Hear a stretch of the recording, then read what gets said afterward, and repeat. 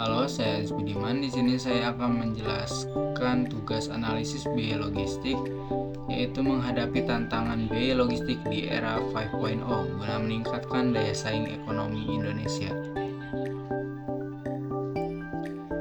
Biaya logistik di Indonesia mencapai sekitar 24% dari produk domestik bruto, jauh lebih tinggi dibandingkan dengan negara-negara tetangga seperti Malaysia 13% dan Singapura 8%. Komponen utama dari biaya logistik ini terdiri dari transportasi sekitar 60%, penyimpanan dan pergudangan 25%, serta manajemen dan administrasi sekitar 15%. Menurut Indeks Kinerja Logistik 2022, Indonesia berada di peringkat 46 dari 160 negara dengan skor 3,15 yang mencerminkan tantangan dalam efisiensi proses kepabean, kualitas infrastruktur, dan kompetensi layanan logistik yang belum memadai.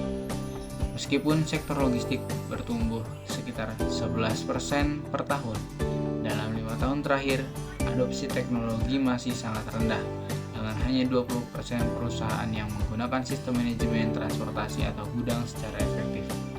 Digitalisasi dan otomatisasi proses logistik memiliki potensi untuk mengurangi biaya hingga 15%. Upaya peningkatan infrastruktur seperti proyek laut dan jalan tol Trans Sumatera diharapkan dapat berkontribusi pada penurunan biaya logistik secara bertahap.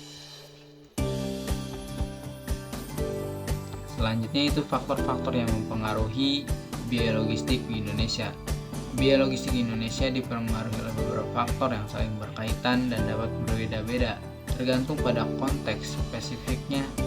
Beberapa faktor utama yang mempengaruhi biaya logistik di Indonesia antara lain infrastruktur, geografi atau kondisi alam, regulasi dan kebijakan, bahan bakar, teknologi dan sistem informasi, serta kapasitas dan kualitas sumber daya manusia. Selanjutnya itu dampak biaya logistik terhadap daya saing ekonomi Indonesia. Biaya logistik yang tinggi memiliki dampak signifikan terhadap daya saing ekonomi Indonesia. Yang pertama yaitu harga produk yang lebih tinggi. Biaya logistik yang tinggi meningkatkan biaya produksi dan distribusi, pada akhirnya diteruskan kepada konsumen dalam bentuk harga produk yang lebih tinggi. Ini mengurangi daya beli konsumen dan daya saing produk lokal di pasar domestik maupun internasional. Yang kedua, efisiensi rantai pasok. Biaya logistik yang tinggi seringkali mencerminkan ketidakefisienan dalam rantai pasok. Ini mengurangi kemampuan perusahaan untuk beroperasi secara optimal, peningkatan waktu tunggu, dan mengurangi fleksibilitas dalam merespon permintaan. Lalu daya tarik dan investasi.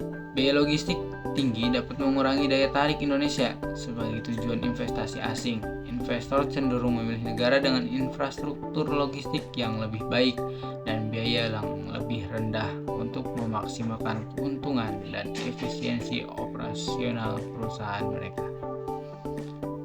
Selanjutnya, kompetensi global. Biaya logistik tinggi mempengaruhi daya saing produk Indonesia di pasar global yang lebih mahal, sulit bersaing dengan produk negara lain yang memiliki biaya logistik lebih rendah. Biaya logistik yang lebih tinggi juga mempengaruhi impor bahan baku dan komponen yang meningkatkan biaya produksi lokal dan mengurangi daya saing produk akhir. Selanjutnya itu perkembangan sektor UMKM. Usaha mikro, kecil, dan menengah sangat terpengaruh oleh biaya logistik yang tinggi karena mereka memiliki sumber daya yang terbatas. Ini membatasi kemampuan UMKM untuk berkembang dan bersaing di pasar domestik maupun internasional. Terakhir itu pertumbuhan ekonomi daerah. Biaya logistik yang tinggi terutama di daerah terpencil dan pulau-pulau kecil meningkatkan kesenjangan ekonomi antar wilayah. Daerah yang sulit dijangkau dengan biaya yang tinggi cenderung tertinggal dalam pembangunan ekonomi dibandingkan daerah yang lebih mudah diakses. Selanjutnya itu upaya pengurangan biaya logistik. Yang pertama yaitu peningkatan infrastruktur berupa investasi dalam bentuk infrastruktur transportasi termasuk jalan, pelabuhan, bandara, dan kereta api. Lalu digitalisasi dan automatisasi pada penggunaan teknologi untuk meningkatkan efisiensi operasional dalam rantai pasok. ketiga yaitu penyederhanaan prosedur bea cukai dan regulasi untuk menghambat efisiensi logistik. Yang keempat, kolaborasi dan kemitraan antara sektor publik swasta untuk mengembangkan solusi logistik yang inovatif. Yang terakhir, pelatihan dan pengembangan tenaga kerja yang terampil dalam manajemen logistik guna melakukan pengembangan pada sumber daya